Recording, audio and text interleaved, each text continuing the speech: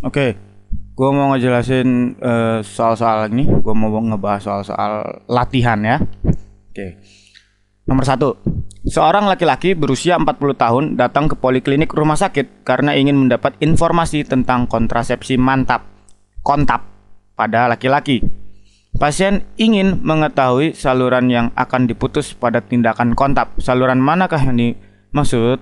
Nah, kontrasepsi mantap, kontap, dengan cara mutus-mutusan kayak gini, ini udah pasti vasektomi. Nah, gua nggak bakal ngejelasin panjang lebar karena cukup dari namanya kita udah tahu. Vas itu dari kata vasa. Tomi dari kata tom, potong. Itu potong. Vasa tuh kayak pembuluh gitu loh, pembuluh. Nah, maksud dia vas di sini adalah vas deferens sebenarnya. Vas deferens. Berarti yang dipotong adalah vas deferens. Oke, vas deferens ini apa nama lainnya? Ductus deferens. Oke, ada nggak jawabannya? Ada ya, B ya. Oke, gampang. Ya, lanjut nomor 2. Pada seorang laki-laki, fungsi reproduksi dimulai dari pembentukan spermatozoa pada tubulus seminiferus testis yang kemudian dibawa ke reti testis melalui suatu saluran. Apakah nama saluran yang dimaksud? Oke, ceritanya gini. Sperma punya jalur khusus.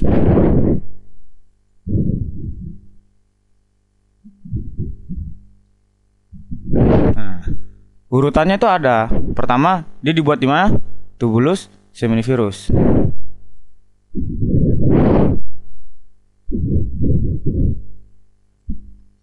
Nanti dia akan lanjut ke tubulus recti. Sebenarnya tubuli recti ya. Tubuli recti. Terus lanjut ke rete testis. Terus ke ductus efferentes.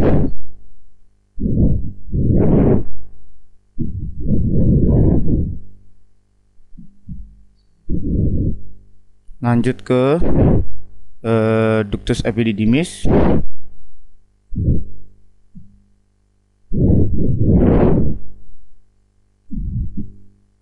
Habis ductus epididymis ke ductus deferens.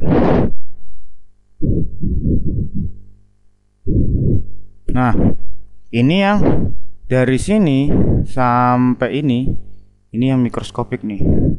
Sebenarnya ductus epididymis juga mikroskopik. Nah, ini mikroskopik.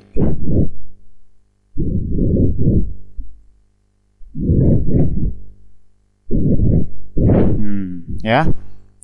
Oke, ini tubuli recti, rete testis, ini semua di mediastinum testis. Sedangkan tubulus seminiferusnya di testisnya itu, di lobulus testis. Oke. Nah, dari ductus deferens ini sudah kita bisa lihat secara kasat mata gitu loh. Nah, ini nggak berhenti sampai di sini, lanjut lagi. Habis ductus deferens, dia lanjut ke ductus ejaculatorius.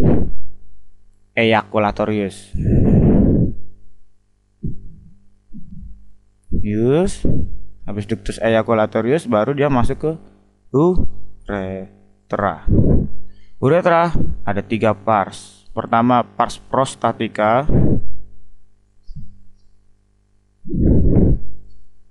terus lanjut membranosa, terakhir spongiosa. Nah, si ductus ejaculatorius ini nanti dia akan bermuara ke ini, uretra pars prostatica. Nanti dari pars prostatica melanjut ke membranosa, terus melanjut ke spongiosa dan melanjut ke dunia luar. Kok dunia luar? Ke vagina maksudnya, ya. Kalau dunia luar berarti ya lu tahu lah maksud gua lah ya. Oke. Oke, jadi di sini dia minta dari mana sih? Coba balik lagi. Tubulus seminiferus, testis, ya. Terus yang kemudian dibawa ke rete testis. Rete testis, saluran, suatu saluran. Jadi yang menghubungkan tubulus seminiferus sama rete testis ini yang dia tanya gitu loh. Ini tubulus seminiferus sama rete testis. Kira-kira jawabannya apa? Ya ini. Jelas ya. Tubuli recti. Jawabannya gampang. Oke, lanjut lagi. Nomor 3. Seorang remaja laki-laki berusia 15 tahun tampak timbul sifat seks sekunder. Suaranya menjadi lebih berat, kumis mulai terlihat, bulu ketiak dan sekitar genitalia mulai tumbuh. Ini gua nggak setuju ya, bulu ya. Emangnya ayam. Rambut ya. Rambut ketiak, rambut genitalia. Oke. Mulai tumbuh ya. Sel manakah yang menghasilkan hormon yang mempengaruhi perubahan kasus ini? Jadi ada perubahan seks sekunder ya. Bahan ciri seks sekunder.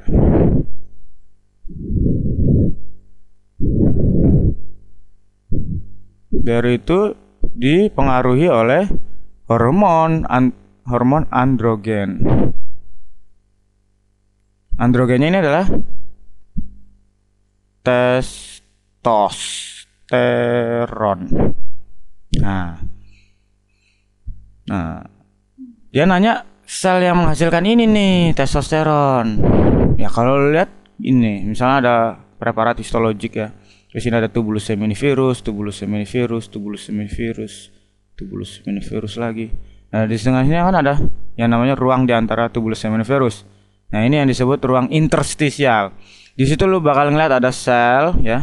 Sel yang nanti dia tuh kayak ada droplet lemak. Ada droplet lemaknya di sekitar intinya itu. Ya. Nah, droplet lemak ini tahu nggak maksudnya apa?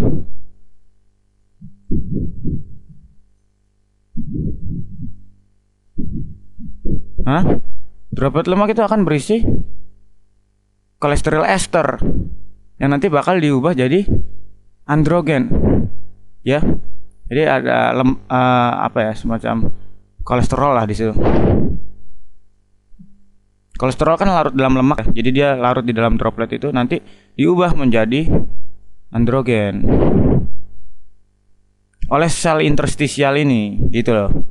Ya di antara tubulus seminiferusnya. Jadi bukan di tubulus seminiferusnya. Nah, ini namanya steroidogenesis.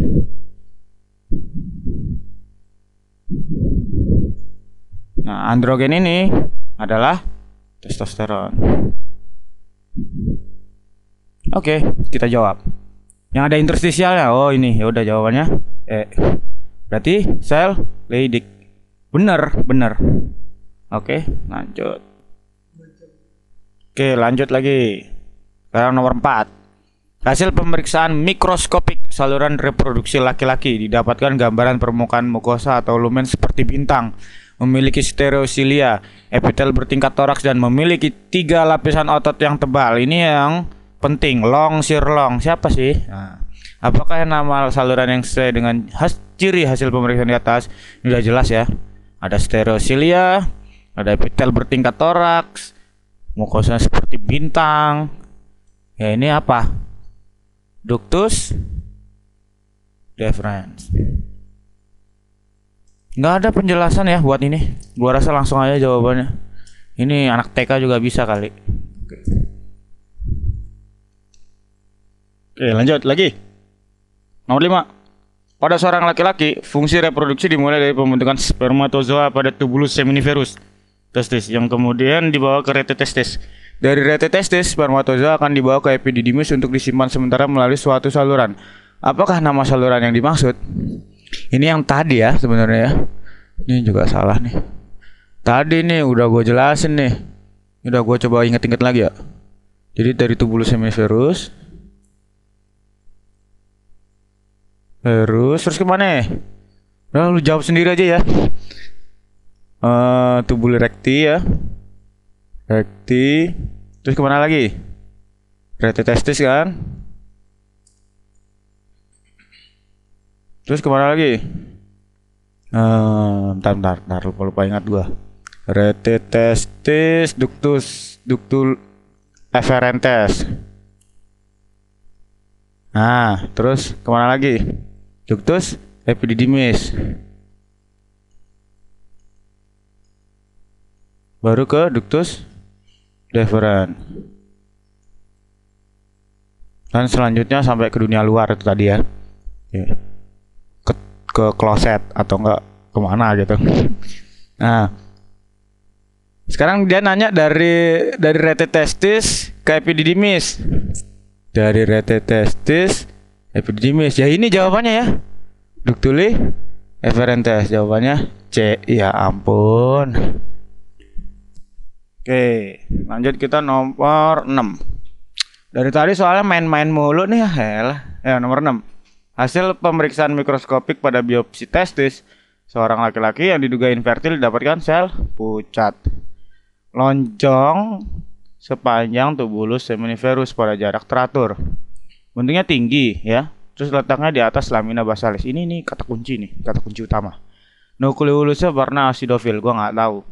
Nah, apakah sel yang dimaksud? Kadang-kadang kita nggak harus tahu semuanya. Tapi ada kata-kata kunci yang gue bilang tadi ini. Ini yang menjadi apa? Menjadi identitasnya, keyword utama. Nah, ini gue udah yakin nih. Apa ya jawabannya? Sel Sertoli. Kalau lu nggak percaya, gue jawab ini. Coba lu tanya aja ke dosen ya. Dr. Fajar Arifin Gunawijaya. Di bukunya juga ada tuh yang bagus banget itu sampai teman gue dari mahasiswa bukan Trisakti ya, mahasiswa UPN, dia minta dibeliin buku ini gitu. Bagus ini bukunya. Ntar nanti ngomong aja langsung ke gue nggak mau sebut di sini bahaya soalnya. Oke? Ada bukunya bagus. Kayak jawabannya sel Sertoli ya. Kalau nggak percaya tanyain aja. Ntar kalau gue salah ya maafin gue. Oke? Assalamualaikum. Oke, nomor 7. Nah, ini baru susah nih. Serius gua. Ini susah nih. Perhatiin ya. Seorang bayi laki-laki berusia 3 tahun dibawa oleh ibunya berobat ke puskesmas. Mengamati testis dalam skrotum sebelah kanan tampak membesar, lunak, dan pada penyinaran dengan penlight tuh, penlight. Tahu nggak lo penlight? Jadi ada bolpen yang bisa sekaligus jadi senter itu loh. Nah, itu penlight. Itu biasanya dokter-dokter punya tuh, wajib punya. Tampak jernih terang. Ini menandakan bahwa di dalam pembesaran itu terdapat air. Karena cahaya itu akan terdispersi, ya. Berarti ada air tuh di balik skrotum itu. Kalau memang nggak ada air, nggak bakal menyebar cahaya ini, gitu. Jadi akan terpusat gitu aja. Jadi nggak bakal kelihatan jernih terang gitu. Jadi akan terpusat kayak lu nyenterin, lu tabrakin ke kulit lu kan, hilang gitu, nggak ada cahaya gitu kan. Tapi kalau misalnya lu tabrakin ke kulit lu, terus tiba-tiba di kulit lu itu tergambar cahaya, terdispersi cahayanya itu, jadi kelihatan merah gitu kan. Nah itu berarti ada cairan gitu loh. Ya jadi ini ada cairan nih. Nih di sini ya. Nah diduga ada ruang berisi cairan tuh kan, bener kan gua? Ya kan? Gua tadi udah baca sebenarnya soalnya. Bagian manakah letak lapisan testis yang dimaksud? Nah gini ceritanya nih. Testis itu kan tadinya di rongga abdomen kan. Testis itu kan di rongga abdomen tuh testis. Ini bokong nih. Itu kaki, itu perut. Terus ini belum jelas kelaminnya apa kan. Sorry gambarnya jelek. Nah gitu. Nah nanti dia itu kan di sini kan terlapisi oleh peritoneum tuh kalau lu perhatiin. Ya kan? Dia kan retroperitoneal kan si testis ini. Nanti dia akan turun. Nah, ketika dia turun, sebagian peritoneumnya itu nanti akan ngebungkus di bagian sisi depan dan lateralnya. Ini gue liatin tampak sagital ya, jadi lateralnya nggak begitu jelas. Nah itu nanti di dalam skrotum. Nah gitu ya. Nah ini kan sama, ini kan peritoneum ini sama, ini kan ada di tengahnya itu kan ada rongga serosa ya. Ya, jadi di bagian sebenarnya ada yang di bagian visceral, ada yang di bagian parietal. Nah, ini asalnya tadi gue bilang dari peritoneum. Tapi kalau udah masuk skrotum, dia namanya tunica vaginalis. Jadi tunica vaginalis ada yang visceral, ada yang parietal. Nah, di tengahnya ini ada rongga serosa yang berisi cairan. Nah, dia bilang membesar, berarti ada penumpukan cairan di sini nih. Pas di center terdispersi yang kayak gue jelasin tadi. Berarti emang ada cairan di dalam sini. Nah, maksud nih soal, lu tuh harus tahu, nih cairan masuknya di tunika mana gitu loh. Dia maksudnya di mana ya? Ini cairannya tuh numpuk di mana gitu loh. Nah, cairannya numpuk di rongga serosa dari tunika vaginalis. Paham ya? Nah, karena tadi tunika vaginalis asalnya dari peritoneum dan dia cuma menutupi depan dan lateral, otomatis sampai dia jadi tunika vaginalis juga dia akan nutupin depan dan lateral. Kenapa kok belakang enggak? Karena di belakang ada mediastinum testis. Paham? Nah, jadi di sini dia cuma pengen nanya tunika vaginalis itu menutupi bagian mana aja sih dari testis gitu loh. Gitu, lu nggak harus tahu penyakit ini sih, ini nama penyakitnya apa, nggak harus. Nah, jadi tunika vaginalis ini meliputi bagian mananya testis? Sisi lateral, bener sih. Sisi kranial, bukannya ada itu ya, epididymis ya, enggak ya. Sisi kaudal, enggak, itu langsung enggak juga. Sisi medial testis,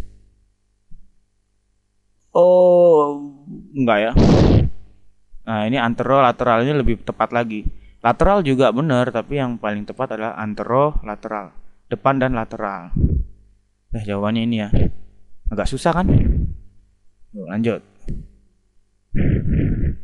Oke, lanjut. Nomor 8. Seorang laki-laki berusia 30 tahun. Pada anamnesis diduga merupakan pelaku pedofilia. Gua nggak ngerti cara nanyanya gimana sampai dia ngaku kalau dia pedofilia. Itu gimana cara anamnesisnya? Tapi nggak apa-apa lah, namanya juga soal. Karena fungsi hormonalnya tinggi. Oh, dilihat dari hormonnya gimana gitu ya. Nah, mungkin dicek kali darahnya ya, cek darah gitu. Bagaimana cara untuk menurunkan pengaruh hormonal ini? Jadi ini orang pedofil karena hormonnya tinggi. Untuk menurunkan pengaruh hormon ini, caranya gimana?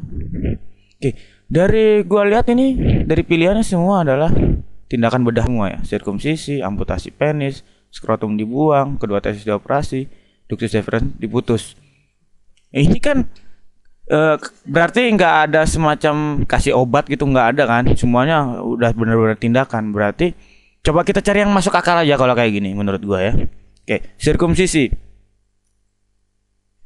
Sirkumsisi nggak ada efek apapun ke testis ya. Paling cuman glans penisnya yang tadinya tertutup jadi terbuka hingga lebih terangsang ya. Nggak menurut gua nggak ngefek. Terus amputasi penis. Buat apa? Ini kan hormon. Emang di penis itu ada pensekresi hormon? Enggak ya. Percuma aja diamputasi penisnya. Penis diamputasi, testis masih ada, ductus deferens masih lengkap, malah tersiksa nih orang. Oke. Terus skrotum dibuang. Gue nggak ngerti ini. Gue nggak bisa bayangin. Mendingan udah coret aja. Kedua testis dioperasi. Nah ini nggak jelas. Nih. Sebenarnya gue setuju aja testis dioperasi. Sekarang kalau dioperasi, cuman gue bingung kalau misalnya cuma dioperasi, oke, lu bedah, terus lu potong, terus udah lu biarin aja lagi.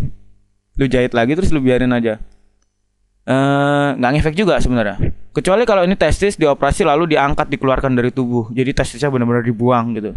Jadi sisa ductus deferens doang. Nah, itu benar-benar turun hormonnya, benar-benar turun dan bisa 0 kali. Tapi jangan salah ya, sebenarnya nggak bisa 0 juga sih. Karena testosteron itu juga dihasilkan oleh jaringan perifer kadang-kadang. Jaringan perifer itu apa aja? Bisa kulit, ginjal, hati dan segala macam. Ya, coba lu baca di Harper tuh.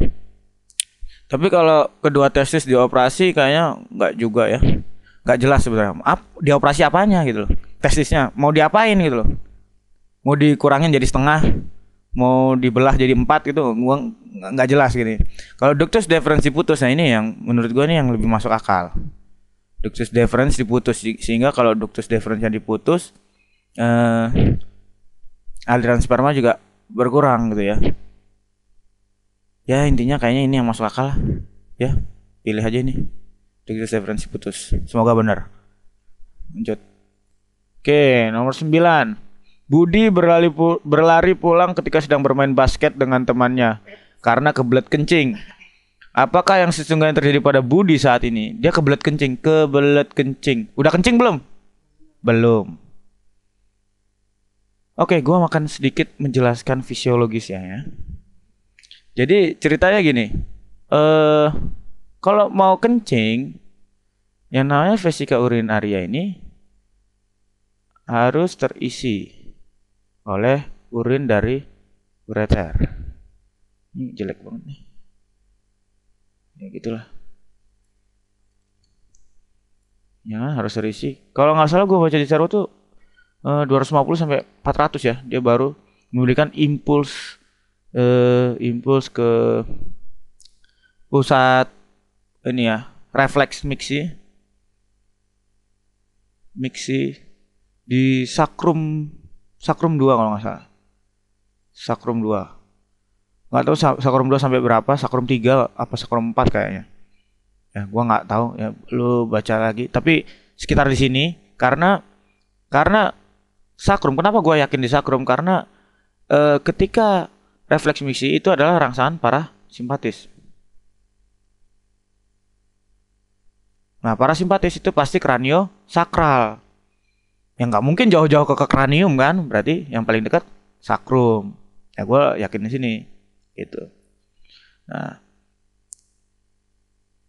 Nah, ketika rangsang parasimpatis ini terjadi, apa yang terjadi pada ini benda ini? Gitu. Nah, sebelumnya gue bakal jelasin sedikit dulu. Ini terdapat musculus detrusor. Dan yang di sini ada sphincter uretra internum.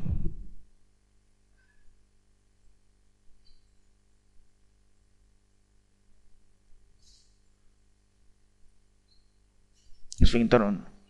Nah, ketika rangsang parasimpatis datang ke musculus detrusor, ya, ke musculus detrusor, ini akan menyebabkan apa? Menyebabkan musculus detrusor kontraksi. Dan sphincter uretra internum relaksasi. Cuman karena si Budi nggak mau malu, takutnya dia pipis di lapangan basket tadi, akhirnya dia menahan pipisnya itu. Gimana cara nahannya? Di sini ada diafragma urogenital kan? Nah, diafragma urogenital ini dipersarafi oleh neuron motor.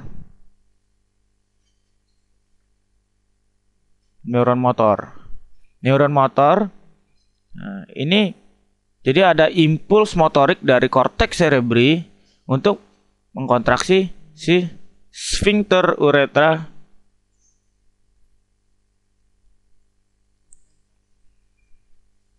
externum. Gitu. Oke.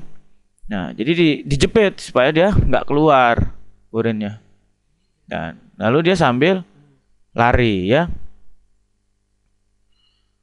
Dan apalagi ya? Kayaknya cuma itu aja ya sebenarnya. Jadi saat dia kebelet kencing ini kan dia belum kencing ya. Jadi dia nahan kencing itu. Nah, nahannya itu sebenarnya karena ada sphincter uretra externum yang dipersarafi oleh neuron motorik. Oke, coba kita jawab ya. Vesika urinaria terisi. Kebelet kencing. Memang sih terisi. Sebenarnya dia kebelet nggak kebelet pasti terisi terus. Ya. Jadi ini kurang spesifik menurut gua. Distance dinding urinaria. Boleh lah. Boleh. Sphincter uretra internus kontraksi. Sphincter uretra internus kontraksi. Enggak ya. Waktu dia kebelet kan ini rangsang parasimpatis gue bilang tadi. Apa yang terjadi? Detrusor kontraksi. Sphincter uretra internum relaksasi. Seharusnya internum relaksasi. Salah ya. Sphincter uretra externus relaksasi. Keluar dong. Berarti kencing. Ngompol dia. Bukan. Ini kan belum. Berarti seharusnya sphincter uretra harus kontraksi. Salah nih. Korteks cerebri mengirim impuls untuk merangsang sphincter uretra externus. Korteks cerebri mengirim impuls untuk merangsang sphincter uretra externus. Ini juga benar. Coba kita telah lagi 3. Ya, ini enggak ya karena terlalu kurang spesifik.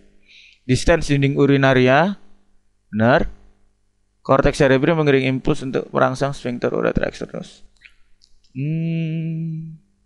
Oke. Kalau yang ini, distance ini dia akan memberikan semacam refleks mixi ya sebenarnya. Tapi yang di sini kan fokusnya dia menahan kencing dia. Menahan kencing kan dari korteks cerebri. Nah, penyebab dia menahan kencing dia karena ada distance. Sebenarnya ini pertanyaan juga agak rancu ya. Apa kecenderungan daripada Budi saat ini? Ini agak gimana ya? Gak jelas gitu loh. Tapi kalau mau disuruh jawab ya kan kita harus pilih salah satu kan pasti. Kalau gua, jujur gua lebih pilih yang ini. Yang E. Korteks cerebri mengirim impuls untuk merangsang sphincter uretra eksternal untuk kontraksi sehingga dia bisa menahan kencingnya. Ya, kebelet kencing. Berlari pulang karena kebelet kencing. Apakah sesungguhnya terjadi pada saat sebenarnya ini juga benar sih ya. Gue juga pusing ini. Tapi gini, coba kita pakai logika lagi ya. Kayaknya jawaban gue bakal berubah nih. Waktu ini dia cuma ngomong kebelet kencing doang, kebelet kencing. Nggak tahu nahan atau enggak. Bener. Bener banget sih Budi. Ini baru kebelet kencing dia, baru rasa kepengen kencing. Seharusnya kenapa kok dia bisa merasakan kebelet kencing? Karena ada distance dari dinding urinaria sebenarnya. Ini yang benar. Kalau ini pertanyaan, kalau jawabannya kayaknya pertanyaannya ketika bagaimana sih Budi bisa menahan kencingnya, itu baru ya. Kayaknya ini enggak nih, salah. Yang ini salah nih. Karena dia ini kondisinya kebelet kencing aja. Ketika lo kebelet kencing, apa yang sebenarnya terjadi? Yaitu distance dari dinding urinaria. Oke? Ya ini yang menurut logika gue ya.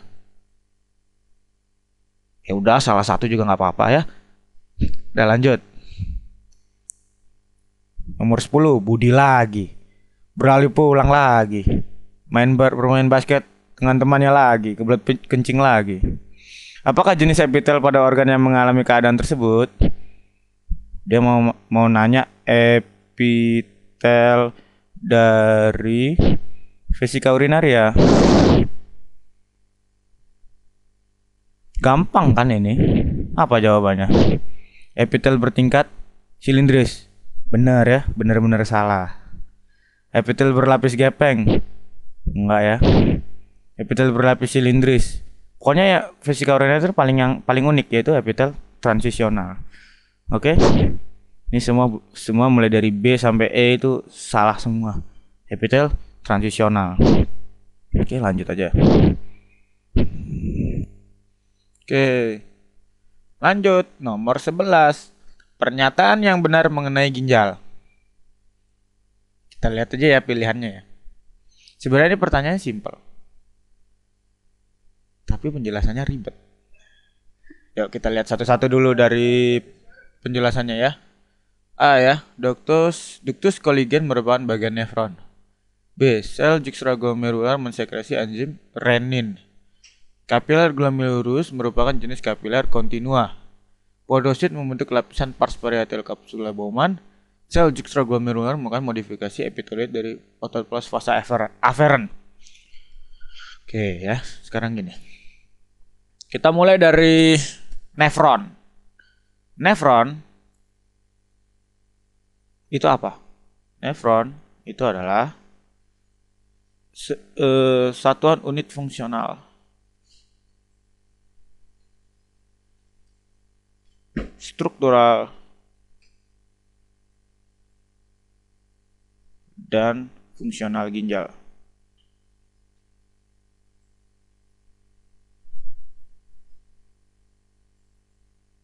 Gua gambar secara skematis saja. Jadi dia terdiri dari India. Sorry, gambarnya jelek ya.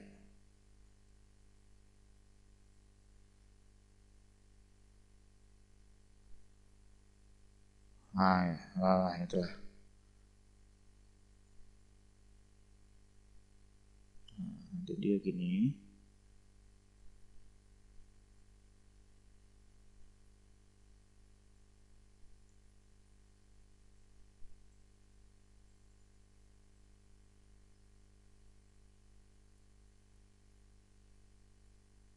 Eh,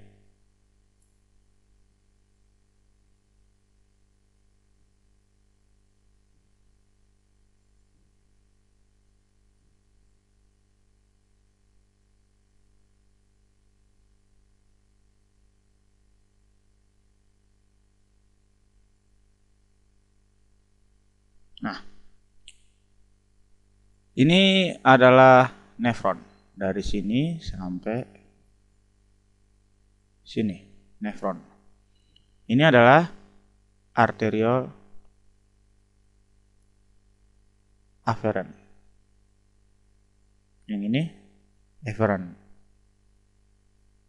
Jadi darah itu 20% ya.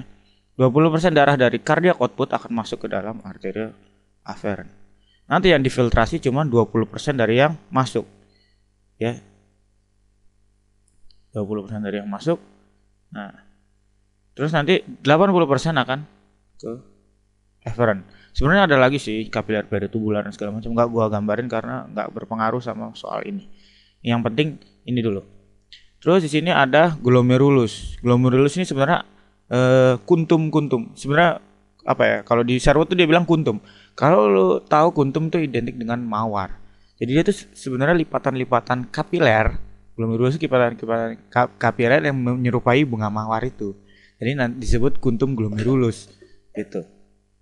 Nah, dan glomerulus ini dia tipe endotelnya. Dia tipe dinding kapilernya itu adalah fenestrata. Maksudnya apa? Berpori-pori. Dan kita tahu kan tipe kapiler itu ada fenestrata, ada sinusoid, sinusoid, sama satu lagi continua. Tapi yang glomerulus ini fenestrata, berpori. Oke? Nah, selanjutnya di bagian sisi ini ada yang namanya podosit. Di bagian sisi visceral ya. Jadi gua kasih tahu dulu, ini adalah kapsula Bowman. Ini kapsula Bowman, dia punya dua dinding. Ada yang dinding parietal, ada yang dinding visceral. Yang dinding visceral itu yang akan menyelubungi si glomerulus. Sedangkan parietal adalah yang menjadi dinding pembatas lumen kapsula Bowman. Nah, ini lumen-lumen ini yang berisi yang namanya filtrat glomerulus, ultrafiltrat glomerulus. Nanti akan ditampung di kapsula Bowman ini, di lumen kapsula Bowman, dan dibawa ke tubulus contortus proximal. Yang ini proximal, yang ini distal. Prox, dis. Yang ini ansa Henle. Nah, gitu ya. Nah, oke. Dan yang bagian visceral, epitel kapsula Bowman yang bagian visceral ini dia akan berdiferensi menjadi podosit.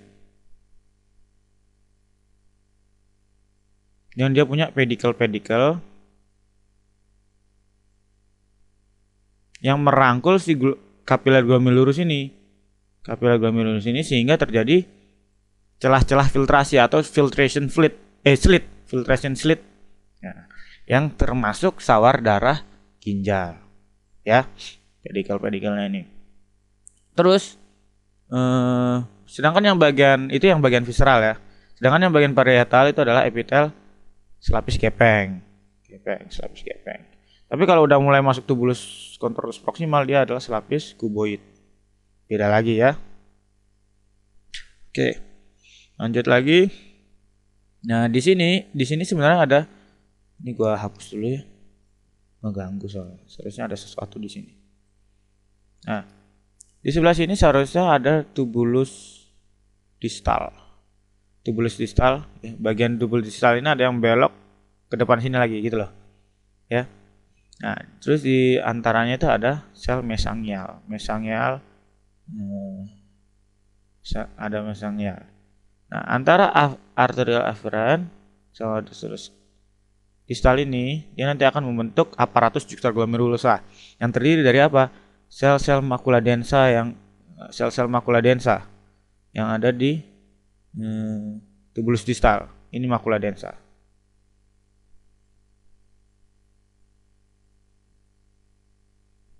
Sedangkan yang sebelah sini dia akan berdiferensiasi menjadi epiteloid ya. Jadi sel-sel endotel arterial afferent tadi dia berdiferensiasi epiteloid ya, menyerupai epitel yang disebut sel juxtaglomerular atau sel granulosa. Tolong bedain sama sel granulosa yang di ovarium, itu berbeda, sangat-sangat berbeda. Ini sel granulosa yang ada di arterial afferent. Gue tulis ya.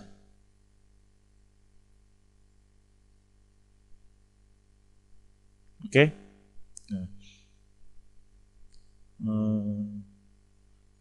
Nanti ini sistemnya nanti dia kenapa harus ada aparatus juxtaglomerular, dia nanti yang akan jadi yang akan mengaktifkan sistem RAS ya, renin aldosteron angiotensin aldosteron system. Siapa yang ngeluarin renin? Jadi ceritanya nanti ada sih ceritanya sebenarnya panjang lebar, tapi nanti gue singkat aja. Jadi ini tadi sel granulosa dan makula densa ini yang membentuk suatu aparatus juxtaglomerular ya. Oke, biar cepat aja, biar nggak terlalu panjang lebar, kita sambil ngeliat ke jawabannya ya. Oke, ductus Golgi merupakan bagian nefron. Oh ya, ini gue lupa, ini namanya ductus Golgi. Nah, asal lo tahu ya, sebenarnya yang disebut nefron tuh mulai dari arterial ini sampai tubulus contorus distal. Berarti ada apa aja? Corpus Malpighi yang terdiri dari glomerulus dan kapsula Bowman, tubulus contortus proximal, ansa Henle dan distal itu adalah nefron. Sedangkan ductus Golgi ini adalah bukan nefron. Bukan ya. Jadi ductus Golgi merupakan bagian nefron, ini salah ya. Sel juxtaglomerular mensekresi enzim renin. Benar. Sebenarnya dia menghasilkan enzim renin. Tapi ini salah. Loh, kok salah? Kenapa? Karena N-nya cuma 1, bukan 2. N-nya 1 ya, renin. Ini emang sengaja. Kayaknya sengaja. Renin yang dimaksud di sini renin double N ini adalah renin yang di lambung. Lambung.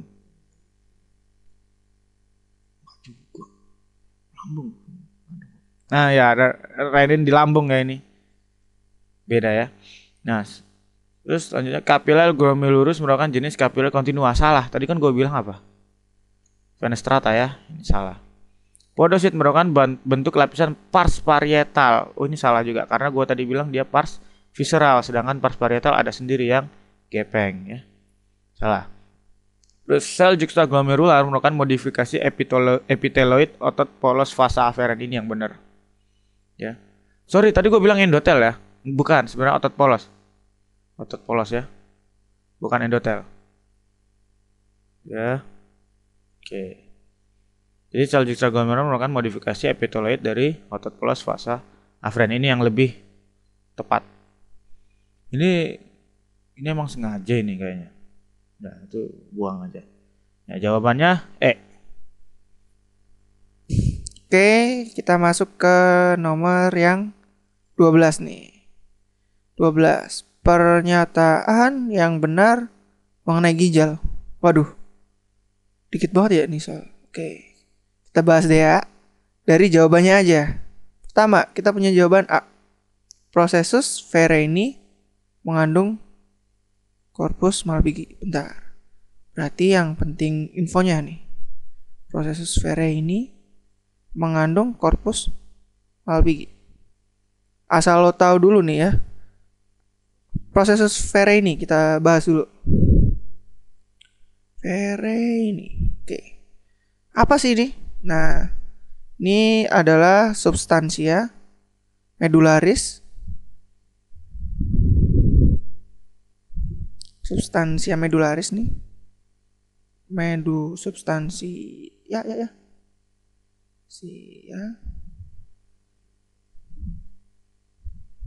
Medularis yang menjarah ke korteks. menjorok ke korteks, menjorok sorry.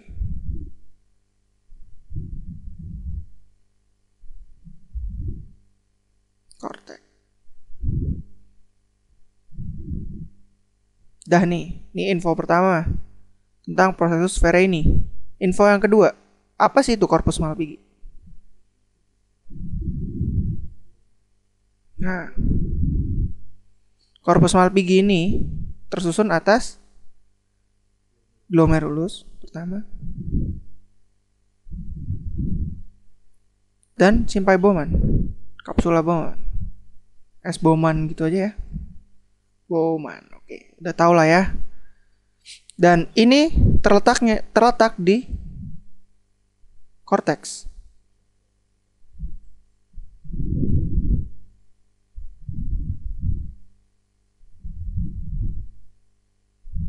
Corticalis.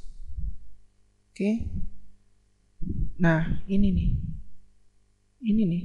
Nah, poin pertama yang bisa ngejawab ini benar atau salah. Pertama, substansia medularis menjorok ke korteks. Dia substansia medularis. Sedangkan di korpus Malpighi adalah substansia corticalis. Bisa disimpulkan sendiri lah ya. Jadi jawaban yang pertama ini pasti salah. Gitu? Oke. Terus yang kedua nih. Jawaban opsional kedua. Ansahenle terdapat juga dalam kolumna. Ini sorry. Kolumna renalis. Nah, ini sebenarnya kolumna renalis ini kebalikannya dari dari prosesus Ferengi. Kebalikan nih. Kenapa sih kebalikan? Nah, ini dia adalah substansia corticalis tetapi menjorok ke medular. Jadi ini jawabannya bener ya. Bisa jadi dulu, bisa jadi.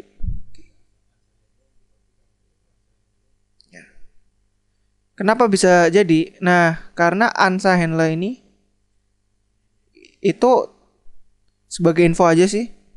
Ansahenle itu terdapat 2 jenis ya. Ada yang pertama itu Ansahenle yang kortikal. Kortikal. Ini dia punya Ansahenle punyanya nefron corticalis. Dan ingat ada Ansahenle medularis. Ya kan? Sesuai namanya aja lah. Nefron juxta tulisannya gini ya. Nah, medularis. Oke. Ya kan?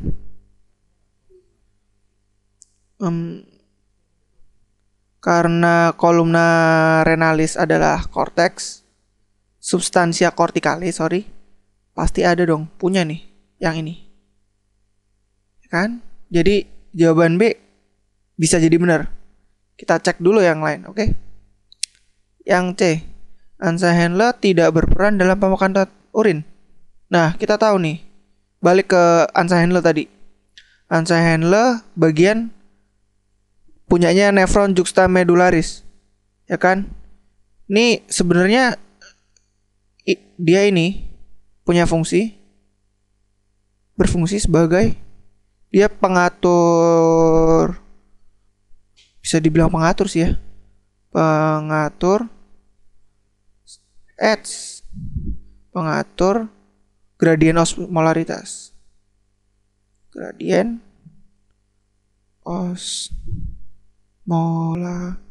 Ya penuh banget. Litas. Nah, jadi yang ini gimana coba? Ansa Handler tidak berperan dalam pemekatan urin. Padahal dia ngatur gradien osmolaritas ya. Salah. Harusnya dia ngatur. Dia berperan dalam pemekatan urin ini. Oke, Ansa Handler. Ini poinnya. Oke. Ansa Handler bagian medularis mempunyai peran dalam pemekatan urin. Di sini nggak dijelasin sih Ansa Handler yang mana. Cuma ya kita itulah ya. Iya, harusnya salah satunya terlibat, pasti nggak boleh dia bilang kayak gini dong. Oke, terus lanjut ke yang D. Columna renalis merupakan substansia medularis. Nah nih, tadi gimana? Udah dijelasin tuh tadi. Mana ya? Mana? Columna renalis. Nah ini ya, kan dibilang kebalikan. Columna renalis adalah kebalikan dari processus Fereini. Seharusnya dia menjadi substansia corticalis dong. Kan gue udah bilang tadi kebalikannya. Dengerin tuh. Oke. Terus yang E, option E. Oh ya, ini jadi salah. Oke. Substansia ini. Ini yang poin salahnya nih. Corticalis harusnya. Kasih itu deh.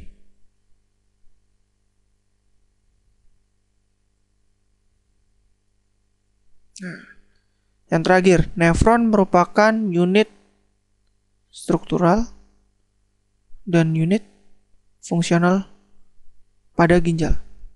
Gimana nih? Mungkin kalau fungsionalnya bener ya. Buat yang fungsional udah bener. Cuma struktural nih jadi tanda tanya. Soalnya kenapa? Kita masih punya yang namanya ductus Colligen. Nah, ductus Colligen ini ikut berperan dalam pembentuk urin. Cuma dia udah nggak masuk di nefron.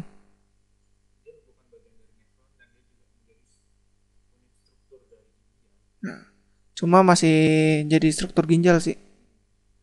Ini jadi pertanyaan. Jadi ini mungkin salah ya. Salah. Jadi ya satu-satunya jawaban yang ini. Soalnya yang ini Colligen ini jadi pertanyaan. Oke.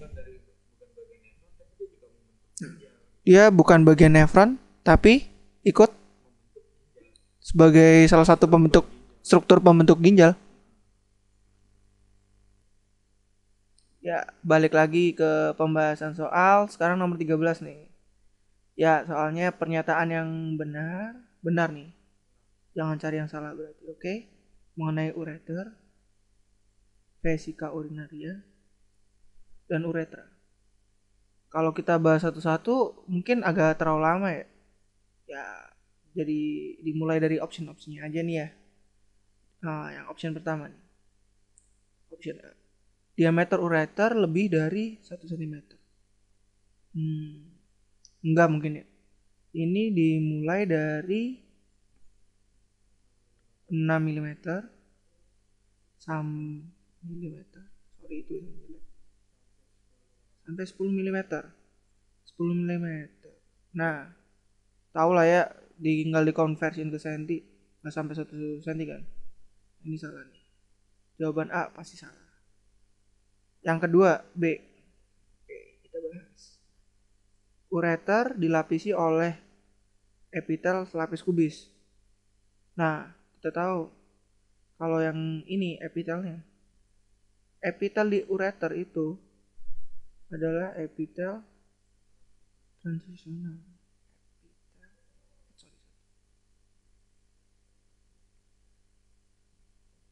Transisional.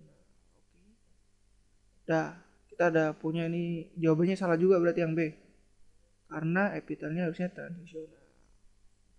Next, jawaban yang C.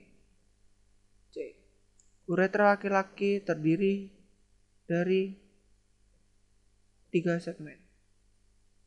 Ini ya mungkin ya. Oke, kita tahu jawabannya dulu. Cuma ntar kita bahas aja lagi yang D dan E salah. Oke. Lumen uretra laki-laki hanya bisa uretra ya, bentar. Di garis bawain uretra. Dan laki-laki hanya bisa dilalui oleh urin. Ntar keluar yang itu gimana? Cairan satunya. Oke. Ini jadi enggak. Tidak hanya urin. Tidak hanya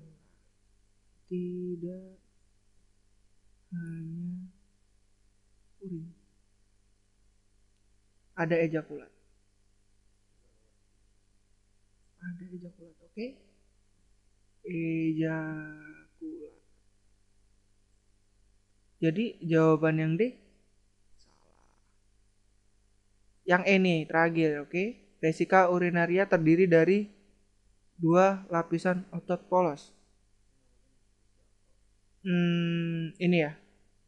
Poin kesalahannya ini. 2 lapisan. Harusnya 3. Yang pakai jembatan keledai itu long sir long. Ini dari lumen ya, lumen dulu hingga ke T adventitia, tunica adventitia. Oke, mungkin cukup segini buat nomor 13. Ya, kembali lagi ke pembahasan nomor 14. Nggak tahu nih dari tadi soalnya pendek-pendek banget ya. Iya, ribet-ribet banget. Ntar dibahasnya gimana nih ya? Yaudah, dibacain dulu nih. Berikut ini merupakan sawar darah ginjal. Nah, sawar darah ginjal. Penyaring di ginjal ya.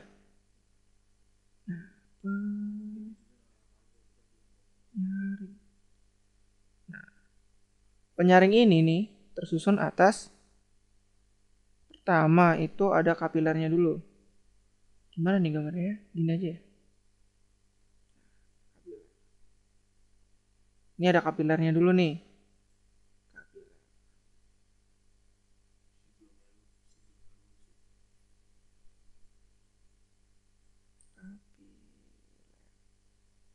Jenisnya fenestrata.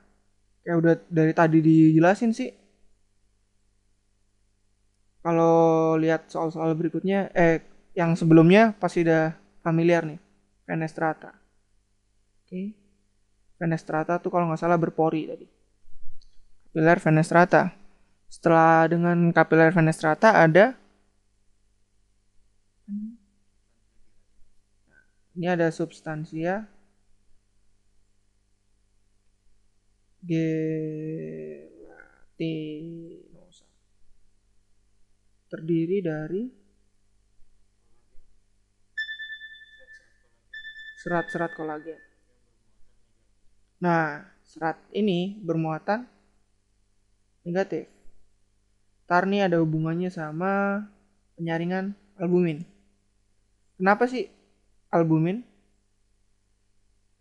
Albumin nih, yang dari kapiler, yang berasal dari darah juga, dia nggak bisa lewat ke sono tuh, nggak bisa sampai sini. Kenapa? Soalnya, iya sorry. Ini salah tulis. Salah. Iya, kalau albumin di telur ayam ya, sorry. Ini albumin. Nah, gini, sorry. Kenapa dia nggak bisa lewat? Albumin nggak bisa lewat, soalnya muatannya negatif juga. Tahu kan kayak prinsip magnet tuh. Tolak menolak. Terus ada anyaman dari ini ya anyamannya. Ya, mungkin gambarnya jelek. Anyaman dari juluran pedikel.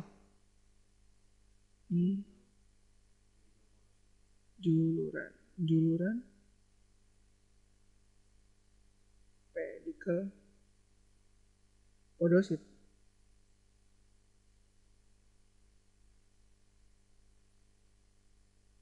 Nah,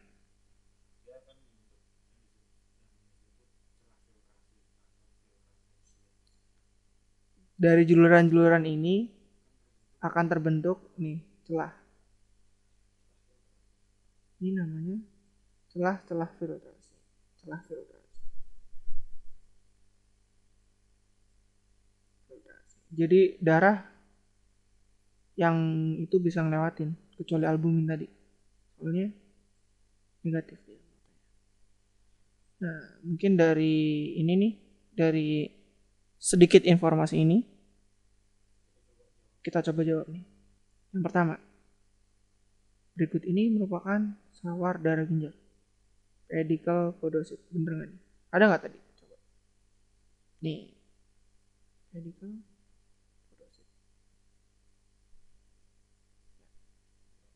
Bisa jadi benar. Tandain dulu nih. Terus cabang primer podocyte. Titik kesalahannya mungkin di sini nih. Di primer podocyte. Kita maunya apa coba? Yang ada, yang benar-benar fungsional di sini adalah juluran dari pedicle podocyte. Bukan cabang primernya dong. Ini salah berarti. Oke, ini salah nih yang pasti. Nah, ini nih nyebelin banget nih. Ini jawaban paling nyebelin.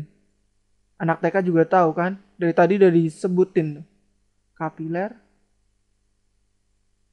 Kok kontinua? Apa coba? Fenestrata yang benar. Di glomerulus. Jadi jawaban yang ini salah. Dia kalau mau benar, kapilernya harus fenestrata. Ya kan? Kalau kapiler fenestrata glomerulus. Bisa jadi benar. Dicek lagi yang lain. Nah, ini nih. Sel intraglomerular. Mesangial. Ini berfungsi sebagai mengubah koefisien filtrasi sel mesangial. Nah, ini buat info aja sih. Info ya. Info mesangial. Mesangial. Pengubah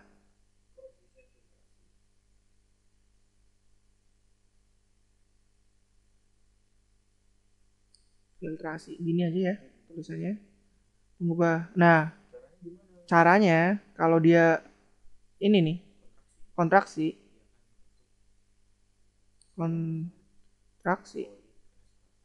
pori fenestrata, pori akan tertutup mengecil gini lah, kan? Kalau dia relaksasi, porinya terbuka, maka koefisiennya akan ini nih. Oke. Terus jadi yang ini nggak ada kaitannya ya. Ini cuma untuk pengubah koefisien aja nih. Buat pengubah koefisien filter. Bukan sawar darah, dia bukan pintunya nih. Dia cuma pengatur doang. Ini salah. Terus pars parietal kapsula Bowman. Aduh. Ini yang bikin soal ya. Aduh, gimana sih? Ini paling lucu sih, paling aneh ya.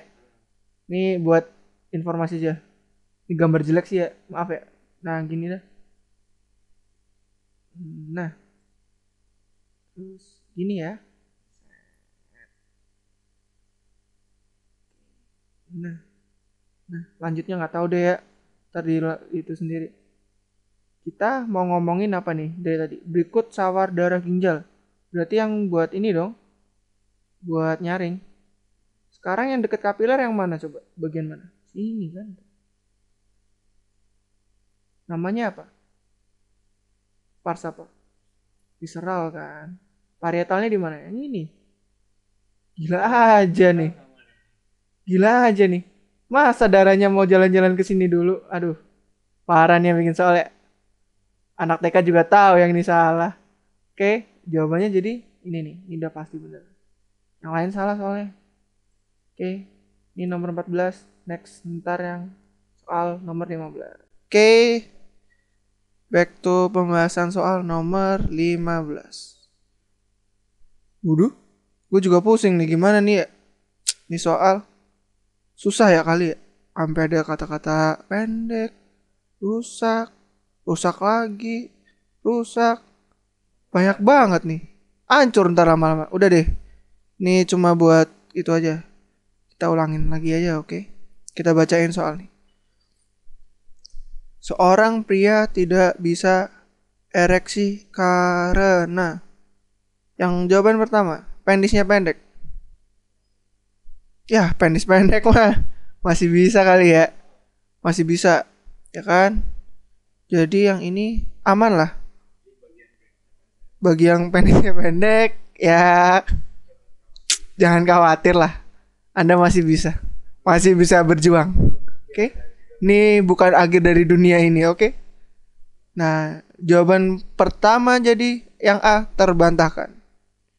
Yang kedua nih, penisnya rusak. Duh. Makin bingung gua. Kata-kata rusak nih. Rusak apaan ya?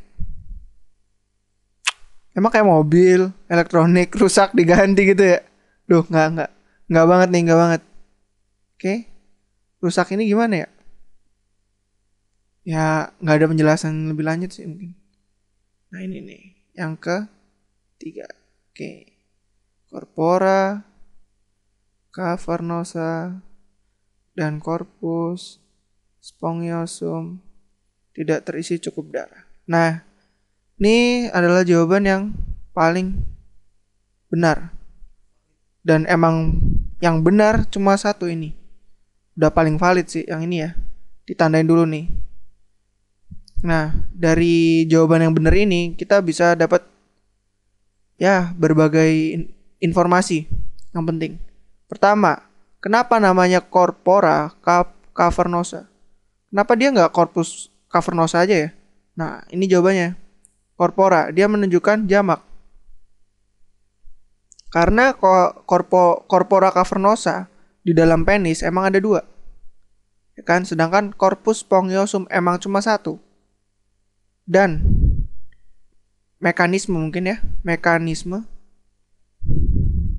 ereksi. Sebenarnya tuh simple sih. Ereksinya tuh adalah peristiwa pengisian darah nih ya. Dia masuk ke 2 tempat tadi tuh. Corpora cavernosa. Ntar dilengkapin sendiri ya tulisannya. Cavernosa sama spongiosum. Ya ini kalau yang ini harus lengkap nih, nggak enak nih ya. Spongio. Nah ini kan jadi grogi kan gue. Nah gini, bentar sabar ya. Grogi nih. Sebelahnya udah mulai ribut nih, ketawa-ketawa sendiri, ya kan? Ntar kalau sampai kerekam nggak enak juga kan didengerin. Nah, jadi gini nih, oke? Ntar darahnya dari arteri masuk ke 2 yang ini. Nah, ini dari darahnya dari arteri profunda penis, APP. Kan? Kalau terus harusnya kan normalnya darah ini setelah dari arteri langsung ke vena. Cuma kenapa bisa jadi keras? Soalnya venanya terjepit oleh 2 ini nih.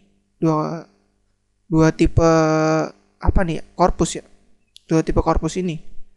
Ya mungkin itu aja ya buat infonya dari soal ini sih. Ini soal bonus banget sih. Ya, kita sebelum lanjut ngobrolnya nih. Oke. Kita lihat yang berikutnya. Sarafnya rusak. Persarafannya oleh apa sih? Ini saraf parasimpatis ya. Parasimpatis. Itu aja sih. Cuma harus dibedain waktu ejakulasi. Kalau ejakulasi sarafnya simpatis ya. Simpatis. Nih kita ngomongin masih ereksi aja sih, makanya sarafnya ini nih. Jangan lupa. Cuma iya, di soal ini saraf mana yang rusak kita nggak tahu kan, jadi ini benar-benar dipertanyakan. Mungkin nggak, jawabannya bukan ini ya, yang ini juga ya. Penisnya rusak, rusak apanya ya? Duh, nggak tahu banget ya. Iya tuh, trauma, patah, apalagi banyak ya. Hati-hati aja kalau yang punya, makanya dijaga, adanya dijaga baik-baik. Dan nih, nah ini yang terakhir, otot penisnya rusak. Bentar nih, digambar dulu bentar dikit. Gini, gini, ya gini lah ya. Nah, ini bokong. Dah, gini nih. Otot ini cuma bekerja di sini. Dan apa sih? Ini muskulusnya. Bentar nih, ini dihapus dulu. Ini terlalu mengganggu ya. Oke. Muskulusnya ini adalah muskulus ischio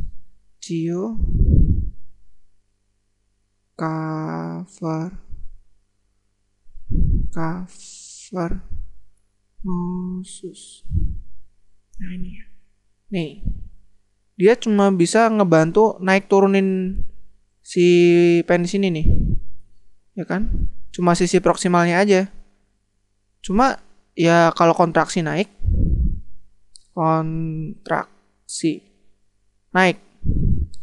si penis ini naik. Cuma naik gimana nih? Dia nggak sampai mengencang semua. Cuma buat memperkecil sudut di sini aja nih. Nah, antara abdomen sama penis.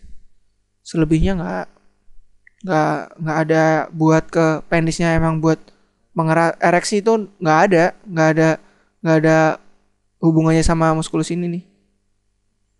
Terus apa lagi ya? Ya, mungkin cuma itu ya. Cuma itu aja buat soal nomor ini. Terima kasih sih buat KPM nih. KPM F A G. Tahu sendiri lah ya. Nggak boleh promosi di sini. Cuma terima kasih bukunya. Ya dok. Terima kasih kalau teman-teman yang mau belajar beli bukunya. Di Saung Sedo banyak. Cuma berapa ya? Ya di bawah 50 lah. Oke. See you di soal berikutnya. Ya, kita bahas nomor 16. Segmen di bawah ini termasuk bagian dari nefron. Itu apa aja? Nefron itu kan ada corpus Malpighi ya. Malpighi.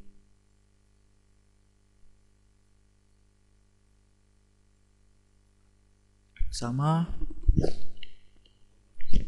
komponen tubular ya. Komponen tubular. Ya, kita coba gambar dulu.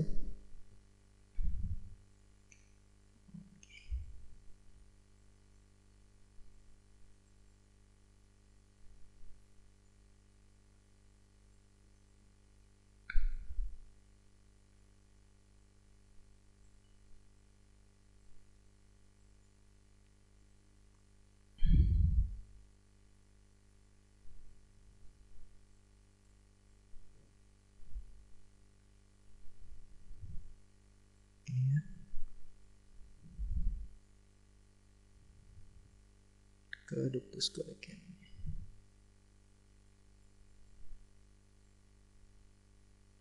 Udah. Jadi gini. Ini ada apa aja di sini? Ini kan dari corpus Malpighi kita bahasnya ya. Ini ada apa aja? Dari arteriole afferentnya. Arteriole afferent. Ini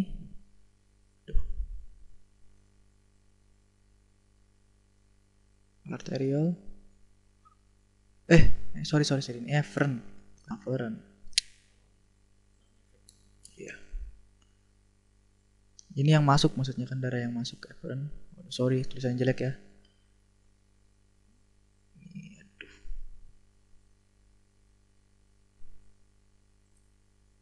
Afferent.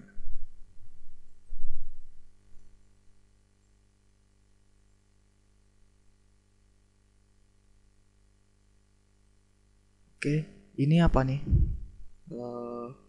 Glomerulus ya, di sini kan ada glomerulus. Ini apa nih? Ini apa namanya? Kapsula Bowman.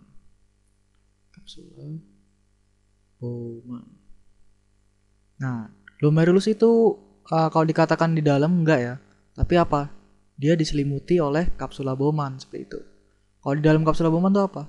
Lumennya ya, lumen dari kapsula Bowman itu sendiri tempat terjadinya tempat dikumpulkannya ultrafiltrat dari hasil filtrasi dari glomerulus. Kemudian ini apa namanya? Ya, tubulus contortus proximal. Oke, yang ini Ansler-Handler.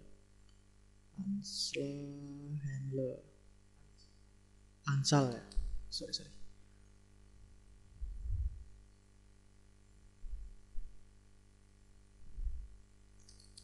Di sini nih.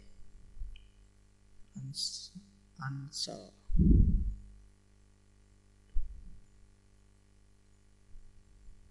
Ansal ya. Ansa aja. Ansel-Handler. Apa descendant ya sebelah sini? Descendant. Kalau sebelah sini Ansel-Handler.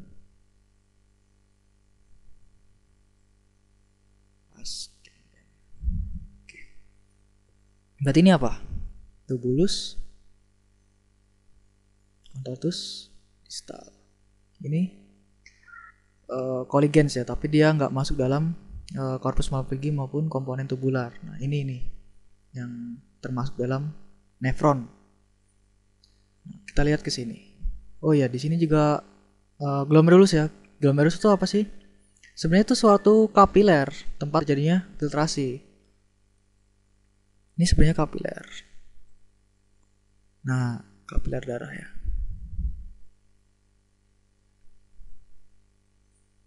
Tapi kalau di ginjal, nah kapiler darah itu kan ada 3 jenis. Ada continue, terus fenestrata sama sinusoid. Kalau continue dia nggak ada celahnya, jadi darah cuma lewat kayak di mana, di otak. Nah, itu. Kemudian kalau fenestrata dia ada celah, tapi darah itu nggak bisa lewat, cuman plasma darah dan nutrisinya, beberapa nutrisinya itu bisa tersaring. Nah kalau di ginjal ini dia kapiler darahnya jenisnya fenestrata. Ya glomerulus itu ya, jangan kira nih bahwa ini sebutannya kapiler darah fenestrata, enggak, tapi ini sebenarnya glomerulus. Sebutannya kalau di ginjal kapiler darahnya glomerulus ya. Nah kalau sinusoid itu kan lebar ya, darah pun bisa lewat. Contohnya di mana? Ya di hati kan, di hati. Contohnya apa? Dia untuk menyaring darah yang udah usang, kemudian dibuang. Jadi apa? Urobilin ke urin dan ke feses gitu. Terus udah ya itu aja. Coba kita lihat jawabannya di sini apa aja pilihannya. Kapiler darah. Kita di sini ada, ya ada kan. Sebenarnya ada kapiler darah, cuman di sini kurang spesifik, masih terlalu umum. Ini kapiler darah kan di seluruh tubuh ada, ya kan? Berarti memang masih tanda tanya, kurang spesifik. Kalau di ginjal kan glomerulus. Terus ada juga sebenarnya di sini ada kapiler peritubulus, tapi nggak masuk dalam nefron. Oke. Ke ductus Colligen tadi udah dibilang ya, ini bukan termasuk dalam nefron, berarti salah. Tubulus seminferus, wah nggak banget ya, ini jelas di mana? Iya di testis, bukan di ginjal. Terus ductus papillaris Bellini, ductus papillaris Bellini di ujung, ini letak di mana? Muara akhirnya kan di ujung Colligen, nggak masuk ya, berarti ini salah. Koligennya aja juga nggak masuk kan, apalagi ductus papillaris ini. Ya, terus terakhir nih tubulus contortus proximal. Nah, ini yang benar. Ya kan, TKP.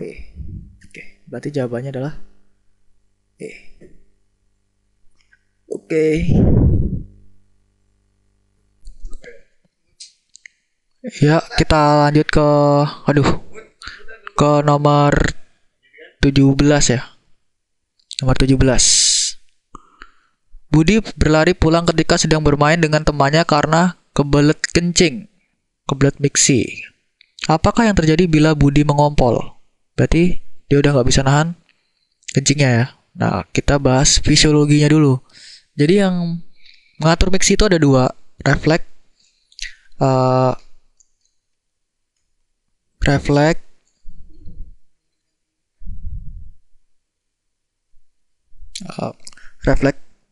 kontrol efek ya, kontrol sama kontrol yang volunteer, yang secara sadar.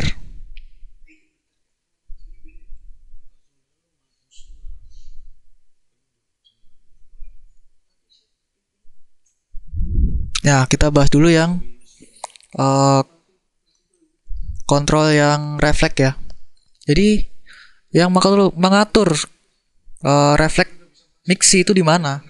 Di ya vesika urinaria, ya kan?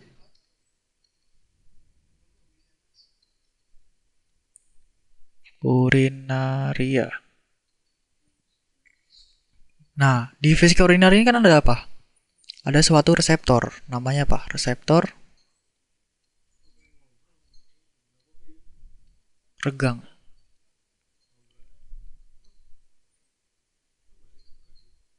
Ini kalau misalnya si vesika urinarianya apa? Terisi urin penuh, kemudian dia memberikan sinyal ke reseptor regangnya. Kemudian reseptor regang ini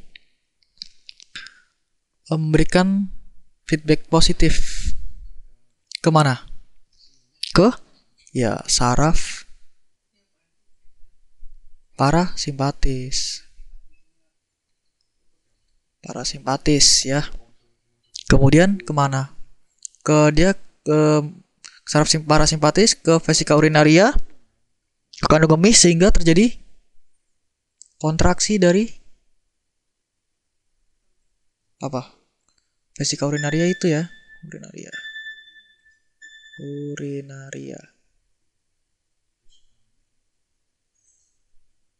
Apa muskulusnya? Muskulus ya detrusor.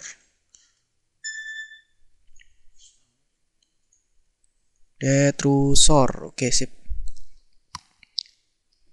Nah, kemudian dia kalau pas vesika urinaria kontraksi, maka si sphincter uretra internus nya apa? Relaksasi.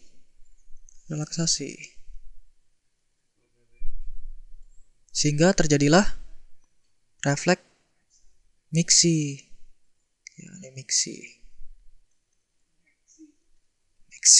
Oke, kencing. Sekarang kita bahas yang kontrol volunteernya.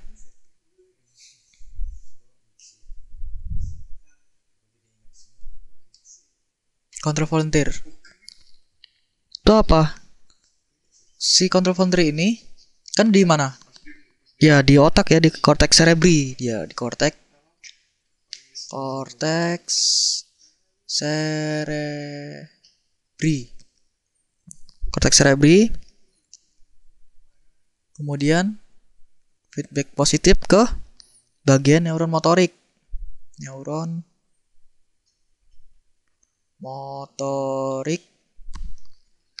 ke sphincter externus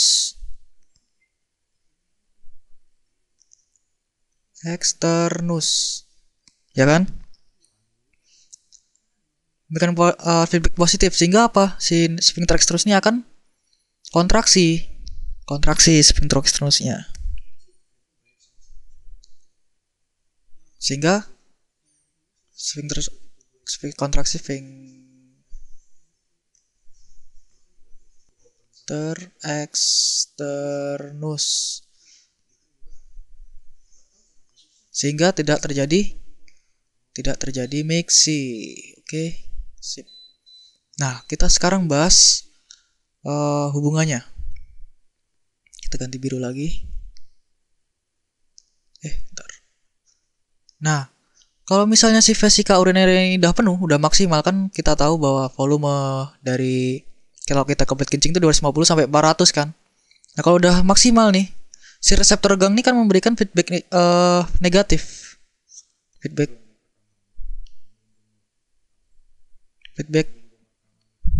negatif ya. Set. Nah, ini negatif.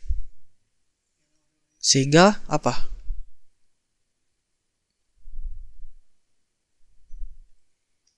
Si sphincter externusnya ini relaksasi, nggak tertahan lagi, relaksasi sphincter externus. Sehingga apa? Ya iya, ngompol dia, jadinya mixi. Oke, ini positif. Udah, sip. Berarti sekarang kita coba baca jawabannya. Relaksasi dari vesika urinaria. Coba kita lihat di sini kontrol refleks. Ketika dia mau kencing, apa yang terjadi di vesika urinaria? Kontraksi kan ini. Coba lihat nih kontraksi. Kontraksi vesika urinaria di mana muskulus itu. Jadi yang A nih kita coret. Relaksasinya salah. Oke. Kemudian sphincter uretra eksterna relaksasi. Kalau misalnya mixi di uretra eksternanya apa? Kan di sini ngompol ya. Relaksasi ya, ini benar. Ya. Sphincter uretra internum kontraksi. Loh, kalau misalnya kontraksi harusnya berarti nggak kencing dong, ya kan? Kalau di sini lihat di kontrol refleks yang mixi. Kontraksi muskulis terus sphincter uretra internusnya apa? Relaksasi. Berarti ini salah, kontraksinya harusnya relaksasi. Kemudian reseptor gang dinding vesika tidak mendapat impuls.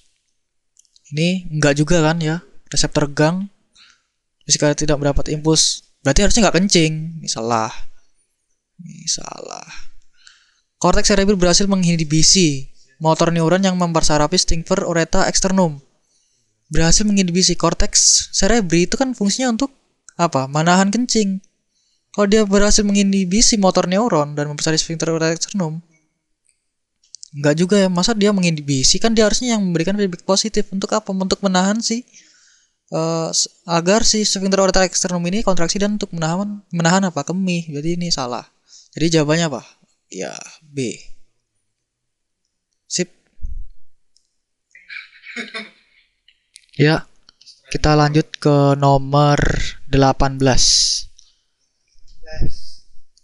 18. Dibandingkan dengan tubuh pria dewasa maupun tubuh wanita dewasa. Nih, perbandingan tubuh pria dewasa ya. Pria dewasa sama wanita. Wanita apa? Dewasa.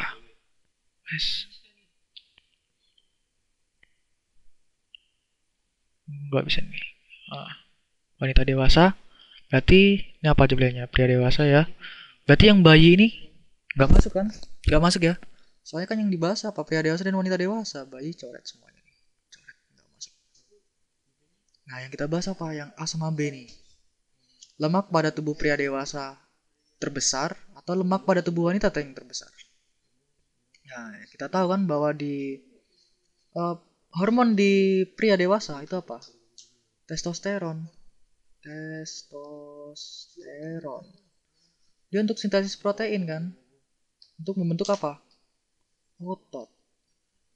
Nah, kalau estrogen, kalau di wanita nih pria nih. Pria.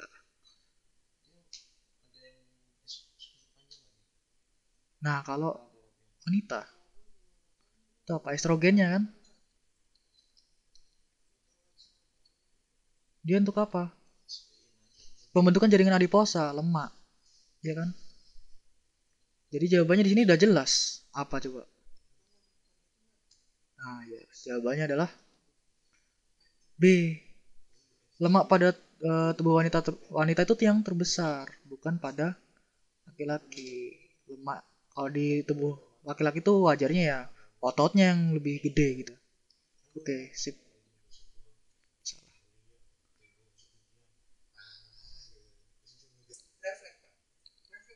Nah, lanjut ke nomor 19. Pusat haus itu terletak di pusat. Udah jelas nih, pusat. Pusat. Pasti di mana namanya pusat? Terletaknya di mana? Iya, di otak kan. Otak. Nah, yaudah, tinggal di eliminasi aja kayak yang ada di otak apa? Yang gak ada di otak. Ini coret nih, lidah enggak, ginjal enggak, dermis enggak, usus enggak. Pusat haus kan ini terletak di, ya udah yang di otak apa aja? Hipotalamus. Kejawab kan hipotalamus. Di mana hipotalamusnya? Hipotalamus bagian iya, lateral. Kalau ventral pusat rasa kenyang. Kalau di bagian lateral tuh perasa haus dan lapar. Nah, iya. Nah, kalau misalnya hipotalamus bagian lateralnya rusak, ya kenyang terus. Ya kan pusat rasa laparnya hilang. Kalau enggak, ya enggak haus-haus sampai kita kering gitu. Ya udahlah, gitu aja. Itu aja ya.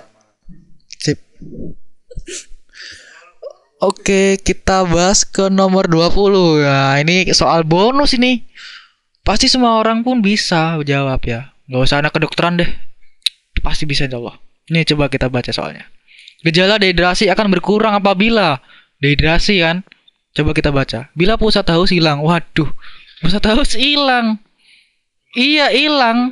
Hilang sih emang dehidrasi, nggak ada dehidrasi bakalan. Masa otaknya nggak ada gitu kan? Nah, ini tanda tanya nih. Aduh, oh iya lupa. Penanya belum. Nih, tanda tanya besar. Bila ginjal terangsang. Hah? Ginjal terangsang coba. Maksudnya apa nih? Enggak ya? Nah, ini enggak, coret. Nah, terus intake cairan meningkat. Minum nih, wah minum pasti kalau orang namanya dehidrasi pasti minum. Nah ini masuk akal ya. Coba kita lihat jawaban yang lain. Angiotensin 1 meningkat. Nah angiotensin 1 meningkat, ada nggak dia mekanismenya? Ada ya. Ini ya, tapi bisa dikatakan sih nggak boleh dikatakan salah ya. Tapi masih ada hubungan. Kita nanti identifikasi. Nah, bila bibir kering, wah ini mah jelas namanya orang dehidrasi, bukan untuk mengurangi dehidrasi ini tambah. Iya, malah lebih parah, lebih haus lagi. Ini bukan simptomnya. Gejala dehidrasi, simptomi. Nah, ini kan nama orang dehidrasi kayak gini kan? Ya. Kita bahas sekarang intake cairan meningkat. Jelas dehidrasi hilang ya. Ini paling masuk. Coba kalau angiotensin 1, dia fungsinya apa? Coba kan ya jadi kan angiotensin 1 kan sebenarnya yang dari hepar kan, dari hepar. Terus ada apa, angiostensinogen kan, dia masukkan apa, angiostensinogen. Aduh.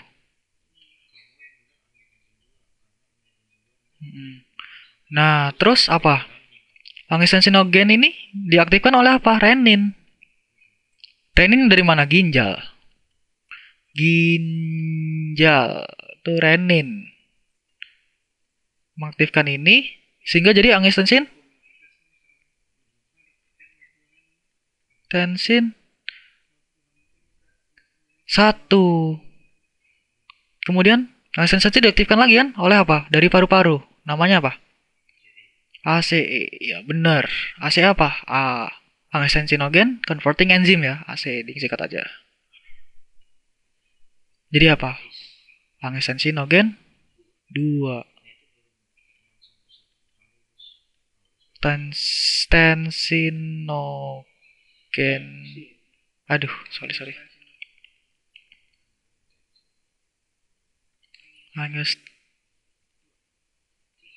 Aduh.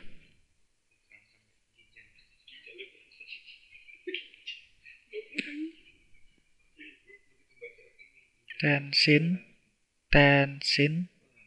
2. Nah, kalau yang dibahasnya si angiotensin Aduh sorry ini kesini. Angiotensin 2 ini baru bener. Dia kemana? Hipotalamus untuk ada refleks haus. Kemudian kemana? Banyak ya fungsinya. Kalau yang kalau di sini pilihannya angiotensin 2 mungkin ini yang benar. Tapi kalau ini angiotensin ini belum ya. Nah, ini baru ke mana? Ke ginjal, korteks adrenal ya kan? Korteks adrenal untuk menghasilkan aldosteron. Aldosteron untuk apa? Penyerapan ion-ion kan. Kalau ini nanti ada yang ke hipotalamus. Terus kemana lagi? Ke neurohipofisis. Terus apa? Meningkatkan tekanan darah ya, heart rate, jantung juga. Vasokonstriksi ya. Vasokonstriksi arter. Ya pembuluh darah di tubuh kita ya. Udah. Ini kalau misalnya angiotensin 2 nih baru yang benar. Tapi kan yang di sini kan pilihannya angiotensin 1, jadi ini enggak secara langsung. Berarti jawabannya apa ya? Udah yang jelas aja dah, minum. Ya, intake cairan meningkat. Oke. Sip.